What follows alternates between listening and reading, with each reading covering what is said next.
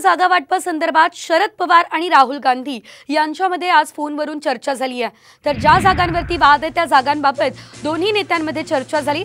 त्याचबरोबर लवकर जागा वाटपाचा प्रश्न सोडवा असं राहुल गांधींनी म्हटलं। दरम्यान लवकरच महाविकास आघाडीच्या जागा वाटपाबाबत अंतिम निर्णय होणार ही माहिती देखील मिळते। राष्ट्रवादी काँग्रेस शरदचंद्र पवार गटाचे अध्यक्ष शरद पवार आणि प्रदेश अध्यक्ष जयंत पाटील यांची सिल्वर ओकवर तब्बल 4 तास मॅरेथॉन बैठक झाली आहे। त्या बैठकीमध्ये पक्षाचं चिन्ह, पक्षाचं नाव याबाबत चर्चा करण्यात आली अशी माहिती आहे। त्याचबरोबर शरद पवार यांनी लोकसभेच्या जागांबाबत जयंत पाटील यांच्याकडून माहिती देखील घेतली असल्याचं कळत आहे। त्यामुळे आगामी निवडणुकांच्या पार्श्वभूमीवरती आता शरद पवार गटाची नेमकी काय रणनीती असते हे बघणंही महत्त्वाचं असेल। त्या संदर्भात देखील या भेटीदरम्यान चर्चा झाली अशी शक्यता आहे।